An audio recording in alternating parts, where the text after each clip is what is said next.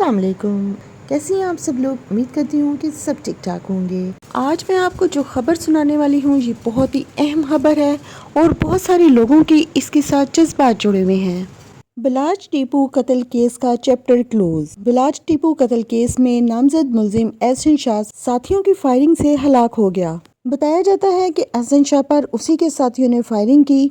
मुलजिम एहसन शाह को साथियों की बरामदगी के लिए सीआईए पुलिस इलाका शादबाद में लेके जा रही थी कि इसके साथियों ने हमला कर दिया। पुलिस राय से मालूम हुआ है कि मुलजिम एहसन शाह के भाई अली रजा, उसके एक साथी और एक दोस्त ने एहसन शाह को पुलिस से छुड़वाना चाहते थे, जिसके नतीजे में इन्होंने अंधाधुंध फायरिंग कर दी, जिसके नतीजे में एहसन शाह मारा गया और पुलिस वाले मुआवजाना तौर पर बच गए। एहसन शाह को फौरी तौर पर हॉस्पिटल ले जाया गया मगर वो दम तोड़ चुका था। सीआईए पुलिस के मुताबिक एहसन शाह पर एक 392 का भी मुकदमा था।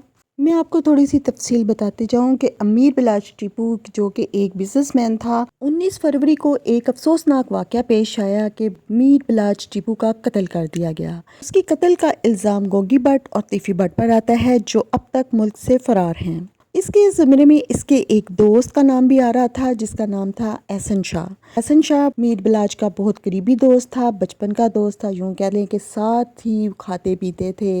वो इसी के खर्चे पर अय्याशी भी करता था और जिस दिन मीर बिलाज का कत्ल हुआ उस दिन ये भी सुनने में आया है कि उसको एहसन शाह ने ही फोर्स किया था उस शादी पे जाने के लिए और वहाँ पे इसका जो कातिल थे इसका इंतज़ार कर रहे थे। वहीं पे एक कातिल फोटोग्राफर बन के भी आया, हालांकि वहाँ पे बहुत सख्त सिक्योरिटी थी, चेकिंग भी हो रही थी।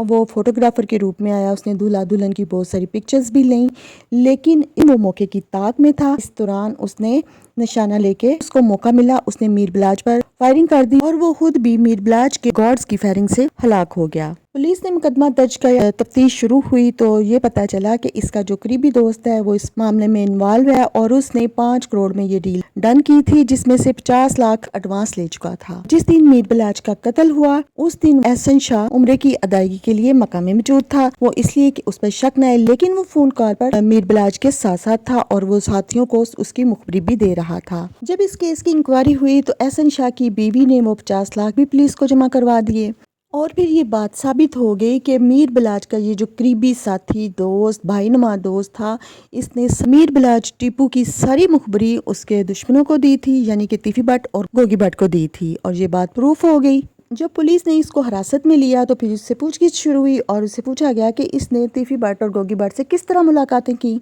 दरमियान में हैंडल कौन था। तो इसने बताया कि मलक सुहेल के जरिए इसकी गोगी भट्ट और तीफी भट्ट से मुलाकातें करवाने वाला जो हैंडल था वो मलक सुहेल था। पुलिस ने मलक सुहेल को भी गिरफ्तार कर लिया।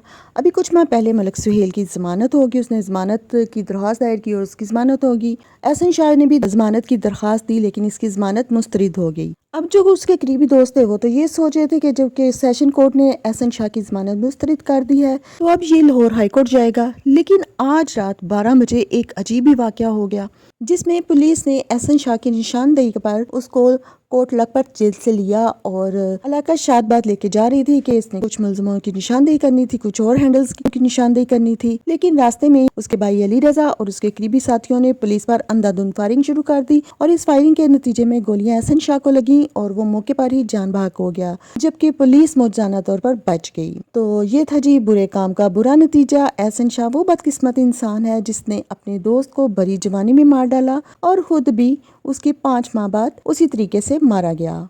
तो ये था जी आज की अहम और ताज़ा तरीन खबर जो मैं आपके साथ शेयर कर रही हूँ। एहसन शाह की डेड बॉडी इस वक्त हॉस्पिटल में मौजूद है। इसके लवाकीन में इसकी एक बेवा है और इसी बेवा ने 50 लाख की वो रकम पुलिस को दी थी, पुलिस को थाने आकर जमा करवाई थी, जो इसने एज ए रिश्वत अपने दोस्त की कत्ल के बदले में ली थी। 5 करोड़ की सुपारी थी जिसमें से 50 लाख ये ले चुका था, बाकी रकम इसने कत्ल के बाद लेनी थी। बिलाज की कत्ल के पीछे किसका हाथ था? कोई रास्ता मिल सकता था, लेकिन आज वो अहम तरीन गवाह मुलजिम शहादत, ये जो भी एक अहम मोहरा ख़त्म कर दिया गया। ज़रा ये भी बताते हैं कि पुलिस के एहलकार मुआवजाना तौर पर उनकी फायरिंग से बच गए, लेकिन एहसन शाह अपने ही साथियों की फायरिंग से हलाक हो गया। तो ये था जी बुरे काम का बुरा नतीजा। آخر میں میری اللہ تعالیٰ سے یہی دعا ہے کہ اللہ تعالیٰ سب کو اپنے حفظ و امان میں رکھے، برے دوستوں سے اور خاص طور پر آستین کے سانپوں سے محفوظ رکھے۔ آمین ثم آمین۔ اپنا بہت سا خیال رکھیے گا، بہت ساری دعاؤں کے ساتھ۔ کمپلیٹ لائف سٹائل کی میزبان کو اجازت دیجیے، ملتے ہیں اپنی اگلی ویڈیو میں کسی نئی انفارمیشن کے ساتھ، کسی نئی ویڈیو کے ساتھ۔ اپنا بہت سا خیال رکھیے گا۔ اللہ حافظ۔